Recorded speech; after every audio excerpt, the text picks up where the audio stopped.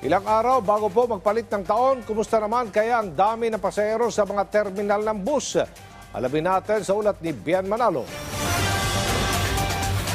Kasama ang kanyang pamilya, alas 4 pa lang ng umaga, nagtungo na sa isang bus terminal sa Cubao, Quezon City, si Esperanza Haujoco na biyaheng Bugalyon, Pangasinan. Sinadya raw talaga nila na magpunta ng maaga sa terminal para maiwasan ang siksikan dahil sa inaasahang dagsa ng mga pasahero. Excited si Esperanza dahil ito kasi ang unang pagkakataon na muli niyang makakasama ang mga kaanak sa Pangasinan sa pagsalubong sa bagong taon, matapos ang mahigit isang dekada. Doon po kami mag-New Year. Kaya gusto kasi ng kapatid ko na makasama yung mga anak niya sa Pangasinan. Kaya doon kami uuwi. Mas pinili ni Esperanza ang maging chance passenger o bumili na lang ng ticket sa terminal sa halip na mag-online booking. Noon pa naman ganun ang ginagawa namin. Hindi naman kami nag-online na booking. Hindi. Ayun talaga ang namin noon pa.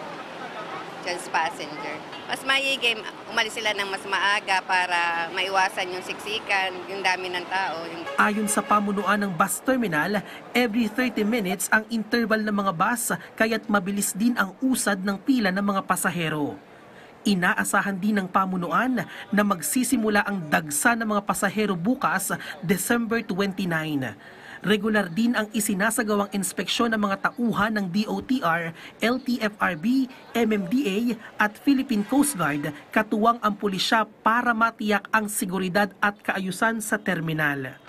Samantala, tuloy-tuloy at walang patid ang pagdating ng mga pasahero sa Parañaque Integrated Terminal Exchange o PITX. Marami sa mga pasahero ang mas piniling maagang pumunta sa terminal. Kasi nung nakaraan, maraming pasahero kasi. Kaya di na kami nakapagsabayan. Di naman po kasi may mga upuan naman dito.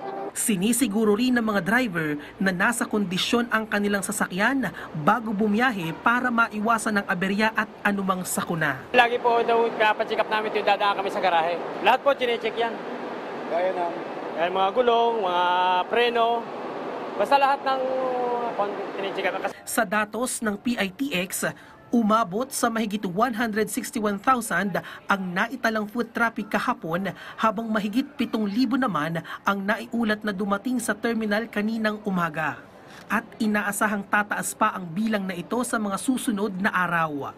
Patuloy din ang pamunuan sa pagpapaigting ng seguridad sa terminal, kaagapay ang Philippine National Police. Hinihikayat naman ng management ang mga pasahero na mag-book online para iwas abala at mapabilis ang transaksyon.